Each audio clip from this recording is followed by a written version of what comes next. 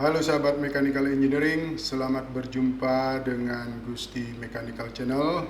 Channel ini sifatnya hanya sharing saja yang memuat materi dasar tentang Mechanical Engineering yang nantinya sahabat akan dapatkan di bangku kuliah. Harapannya semoga channel ini bermanfaat untuk para sahabat semua.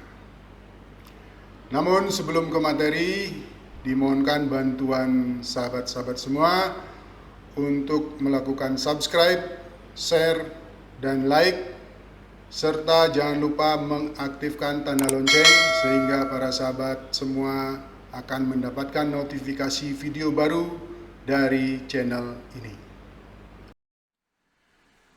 Nah, setelah kita menentukan berapa buah gambar pandangan yang harus dibuat untuk sebuah gambar kerja dari suatu benda, nah langkah berikutnya adalah itu memberikan dimensi, ya.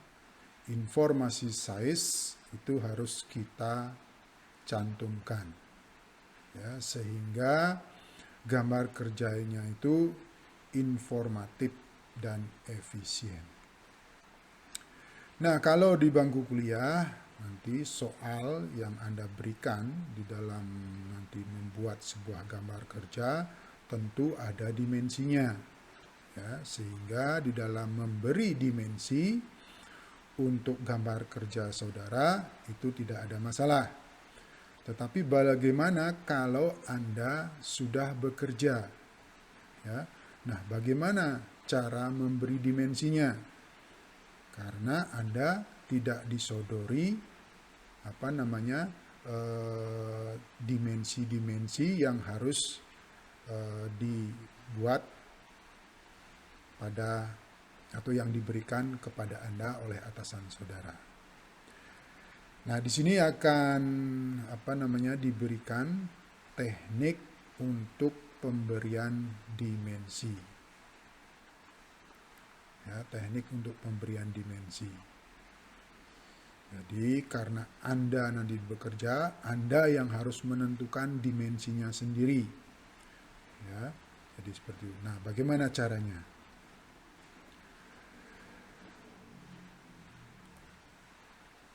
Nah, di sini pada gambar terlihat bahwa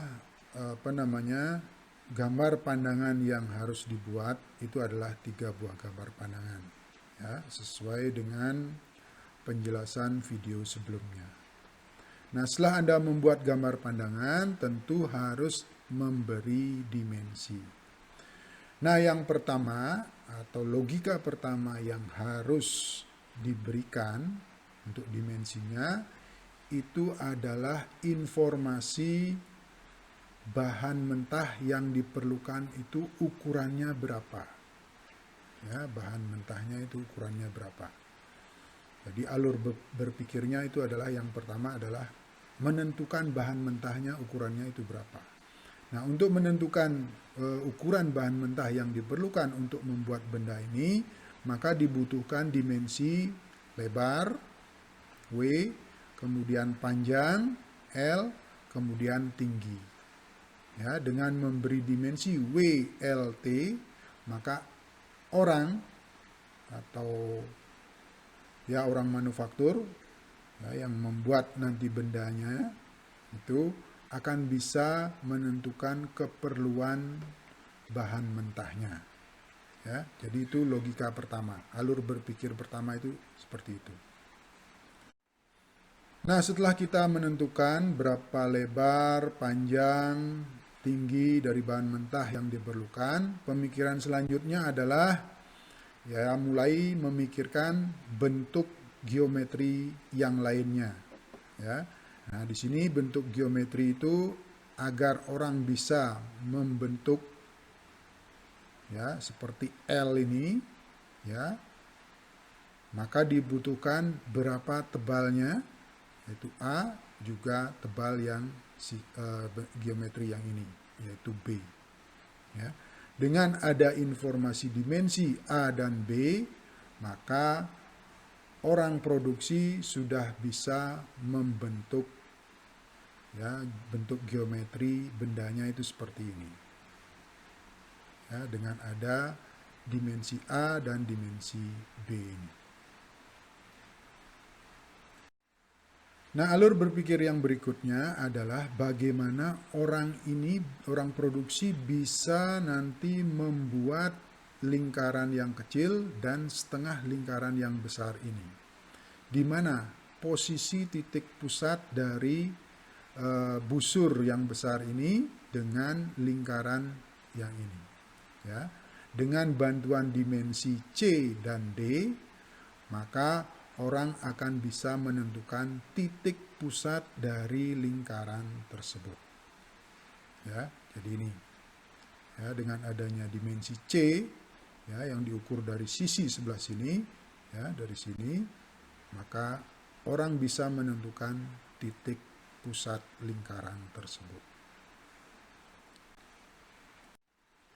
Nah, kalau sudah bisa menentukan titik pusat lingkaran tersebut, maka informasi berikutnya yang dibutuhkan itu adalah berapa diameter atau jari-jari dari lingkaran kecil ini. Kemudian berapa jari-jari dari busur lingkaran ini. Ya. Nah, informasi itu tercantum dengan memberi dimensi F dan E ini. Ya, E dan F ini. Ya. Dengan demikian, orang bengkel akan bisa membuat bentuk lingkaran dan busur seperti ini, bentuk geometrinya. Ya. Tuh. Nah, ini sehingga bentuk geometrinya itu akan menjadi seperti ini. Ya, menjadi seperti ini. Dengan bantuan dimensi-dimensi yang telah dibuat tadi. Nah, kemudian bentuk geometri yang selanjutnya yang harus dibuat oleh orang manufacturing itu adalah bagian sisi yang miring ini. Ya, bagian sisi yang miring ini. Nah, agar orang manufacturing bisa membuat sisi yang miring ini, maka dibutuhkan informasi dimensi ini. G dan H ini. Ya, dengan informasi ini, maka bentuk geometri benda berikutnya adalah seperti ini. Ya, untuk bendanya itu adalah seperti ini. Jadi informasi-informasi dimensi yang membantu orang manufacturing untuk bisa membuat benda dengan bentuk geometrinya itu seperti ini. Ya, berapa ukurannya? Ya, ukurannya itu seberapa besar? Ya, jadi seperti itu.